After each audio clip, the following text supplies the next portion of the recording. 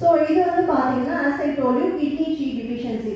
நம்ம பாடியில வந்து கிட்னியோட ஃப்ளோ ரொம்ப ரொம்ப முக்கியம். இப்போ ரிவர் ஒரு எக்ஸாம்பிள், ஒரு ரிவர் நல்லா ஃப்ளோ இருக்கு, அதுல வந்து ஒரு ட்ரீ விழுந்துச்சு அப்படின்னா எப்படி அந்த ரிவரோட ஃப்ளோ எப்படி இருக்கும்?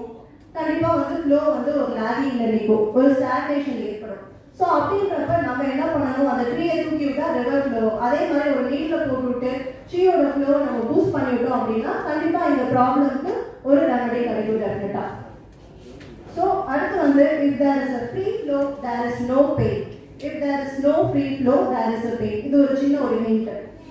So low back வந்து பாத்தீங்கன்னா it's a mansion of kidneys, meaning that low back is mostly closely related to the health of the kidney system. So அடுத்து வந்து பாத்தீங்கன்னா இந்த kidney Chi deficiencyனால inconvenience வருது, bedwetting, enuresis, low back aches, frequent urination, premature ejaculation and amenorrhea. So இது எல்லாமே வந்து kidney Chi deficiencyனால நம்ம பாதிக்கப்படுறோம். இதுல வந்து low back ache இருக்குனால நான் இங்க மென்ஷன் பண்ணிருக்கேன். So அடுத்து kidney yang deficiency.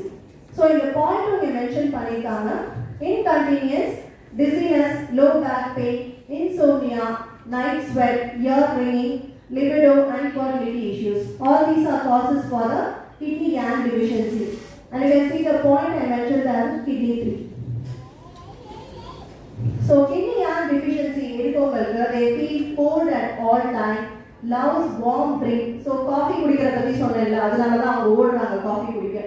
So puffy face, weak knees, low back, no sexual desire, clear profuse vaginal discharge, infertility, edema, lower legs, asthma, no willpower, pain, swollen tongue and deep weak slow pulse. The points I have mentioned there and the diet அங்க இருக்கு. ஓகேங்களா? So அடுத்து போவோம். So factors, external factors பாத்தீங்கன்னு சொன்னா cold dampness. Cold dampness வந்து pain interferences during cold and rainy days or in air conditioned room.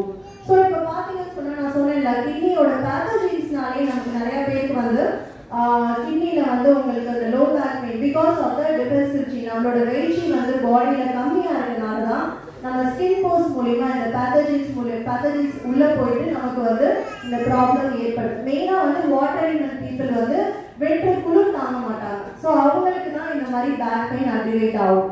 So Chi and blood வந்து stagnate ஆகாம இருந்ததுனாலே இந்த ப்ராப்ளம் நமக்கு வராது.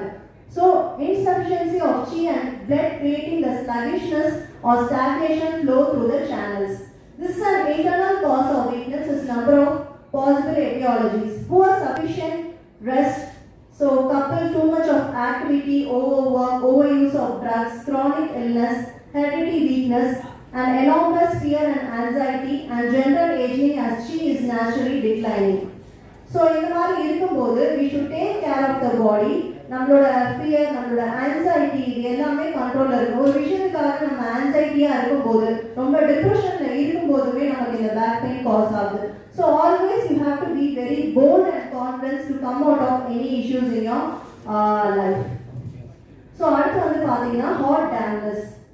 Pain intervenes during the hot and humid days. So அடுத்து வந்து blood stasis. Sharp localized pain that worsens during the night. So blood stasis இருக்கும்போது evening timeல because உங்களுக்கு evening time வந்து bladder time பாத்தீங்கன்னா 3 to 5, 5 to 7. So evening timeல தான் உங்களுக்கு வந்து நீங்க ரொம்ப லோவாவும் ரொம்ப டயர்டாவும் ஃபீல் பண்ணீங்க. அந்த டைம்ல தான் உங்களுக்கு பேக் ஏக் வந்து உங்களுக்கு தெரிய வரும். So kidney deficiency, dull constant aches that worsens during the overwork or before during menstruation period. So இந்த kidney deficiency மெயினா வந்து யூட்ரஸோட சம்பந்தப்பட்டு இருக்கனால பெண்களுக்கு பாத்தீங்கன்னு சொன்னா menstruation டைம்லயே cramps வந்து ஒரு 3-4 days முன்னாடி அவங்க ஃபீல் பண்ணுவாங்க, பேக் பெயின், cramps. இது எல்லாமே kidney Chi deficiencyனால தான் உங்களுக்கு ஏற்படுது. Okay, then coming to the food remedy. See, kidney foods: red grapes, cherries, red bell pepper, strawberry, garlic, cauliflower, onions, olive oil, wild salmon, cranberries, cabbage and raspberries. Can you just think why all these foods are red in color? Since the color of kidney is black, anyone has any idea about that? Have an idea? Any opinion? You know?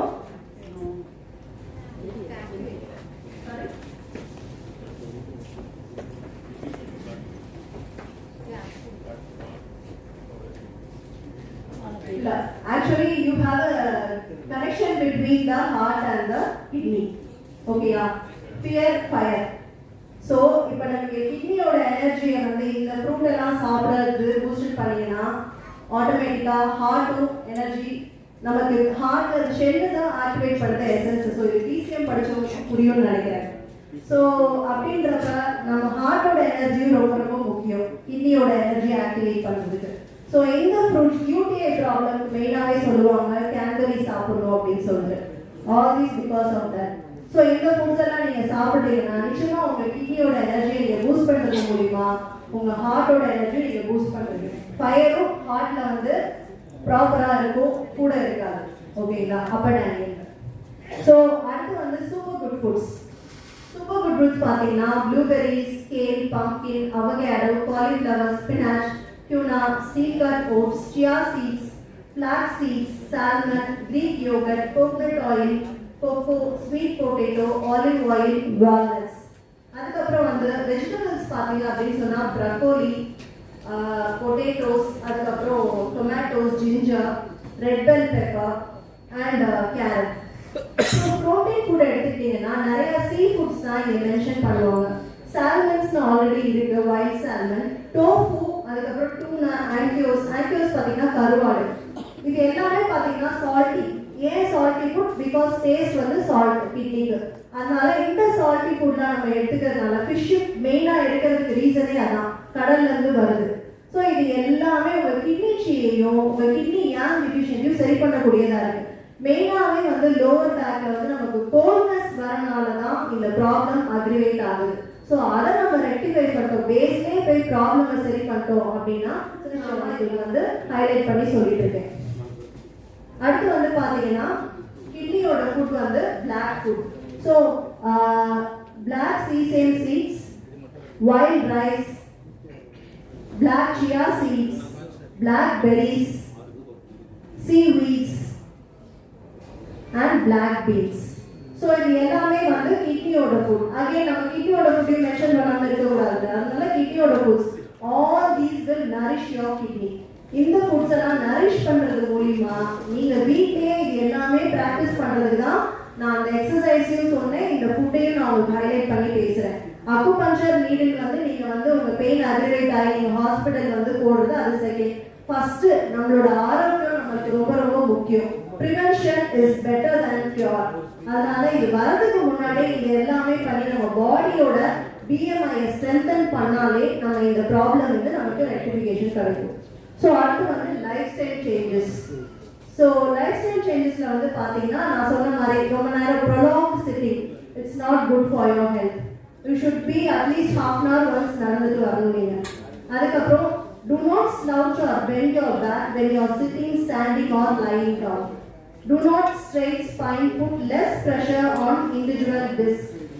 Avoid lifting heavy above your head, lifting weights. So எப்பவுமே தலைக்கு மேல weight தூக்க கூடாது. அப்ப நம்ம ஜிம்ல போய் பார்க்கறப்ப இப்படி தூக்குறாங்க, அது தப்பா ரைட்டா அப்படின்றது அடுத்து ஆராய்ச்சி பண்ணும். பட் அப்படி செய்யக்கூடாது. அப்படி செய்யறதுனால உங்க பேக் தான் அதிகமா பாதிக்கப்படுது. So always be careful when lifting the weight. அதிகமாக நான் அதை மென்ஷன் பண்ணுறது ரீசன் என்னன்னா, சில பேர் நான் ரொம்ப ஸ்ட்ராங் அப்படின்னு சொல்லிட்டு கண்ணாபின்னா நல்லா வெயிட்டை தூக்குவாங்க. பட் அதுக்கப்புறம் வரப்போகிற ப்ராப்ளம் வந்து அவங்களுக்கு தெரியாது. So prevent everything. ஓகேங்களா? இந்த மாதிரி விஷயத்தை ப்ரிவென்ட் பண்ணுறது முதலே நல்லது. ஸோ அதுக்கப்புறம் பார்த்தீங்கன்னா use firm mattresses as I told you before. அடுத்து வந்து acupressure massage is a massage is a non-invasive techniques utilizing acupuncture principles. Involves the stimulation of specific acupoints on our body using external pressures. Selection of acupoint is based on the meridian channel that lies on the site of injury. Channels that run through the back includes UB, GB and DU meridians.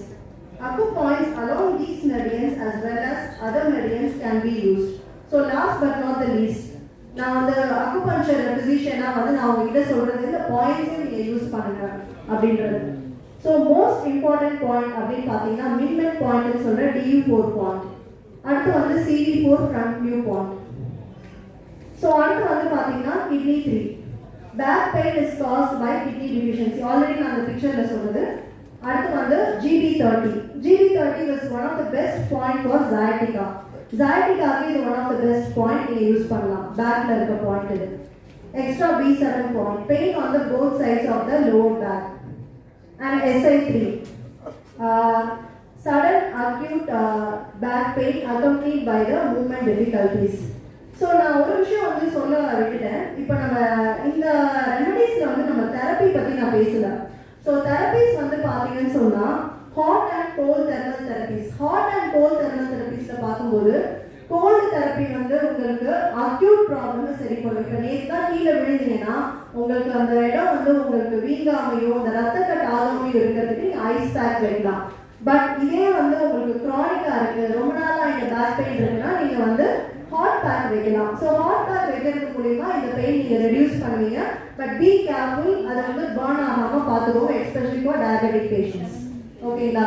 அடுத்து வந்து Dorn therapy, spine bone alignment சரி பண்ணுறது Dorn therapy. அதுக்கப்புறம் cupping fire therapy, vacuum cupping oil therapy, aroma therapy.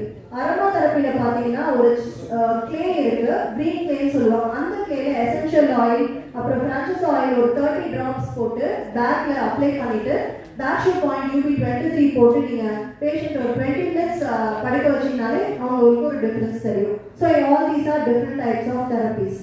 And ப்ரேயோபேட்டிக் therapy. Aroma தெரப்பியில் வந்து green clay இல்லை, அந்த கிரீன் கிளே வந்து நீங்கள் essential oil any oil, coconut oil mix பண்ணிவிட்டு 30 ட்ராப் ஆஃப் ஃப்ரான்சசி ஆயில், அது வந்து தான் உங்களுக்கு பெயின் அலிவியேட் பண்ணணும். அந்த ஆயில் போட்டு நல்லா மிக்ஸ் பண்ணிவிட்டு பேஷண்ட்டோட பேக்கில் அப்ளை பண்ணணும். அப்ளை பண்ணிவிட்டு ஒரு 20 மினிட்ஸ் அவங்களை அப்படியே படுக்க போட்டு பேக் ஷூ பாயிண்ட் போடணும். UB23 போட்டுட்டு DU4 கூட போடலாம். போட்டு அவங்களை ஒரு 20 மினிட்ஸ் படுக்க வச்சுட்டு அதுக்கப்புறம் ரிமூவ் பண்ணிங்கன்னா அவங்களுக்கு ஒரு டிஃப்ரென்ஸ் தெரியும் அந்த பெயினில். அதே மாதிரி இந்த நீக்கும் நீங்கள் அப்ளை பண்ணி பார்க்கலாம் நான் சொன்ன இது. ஸோ ரோஸ்மெரி ஆயில் வந்து ரொம்ப பெயினாக இருந்தால் ஒரு 3 to 4 hours போடலாம். இது ரெண்டுமே ஒரு அரோமா தெரப்பியில் ஒரு முக்கியமான பெயின் கில்லர்ஸ். ஸோ அடுத்து coming to the point SI3 பார்த்தீங்கன்னா சடன் அக்யூட் பேக் பெயின் வந்து accompanied by the movement difficulty. So இப்போ உங்களுக்கு பேக் பெயின் வந்து நேற்று இருக்கு இன்னைக்கு தான் இருக்கு மாதிரி ஃபீல் பண்ணுறீங்கன்னா SI3 பாயிண்ட் போட்டிங்கன்னா உங்களுக்கு டெஃபினட்டாக ஒரு டிஃபரன்ஸ் ஃபீல் பண்ணுவீங்க. BL40, UB40.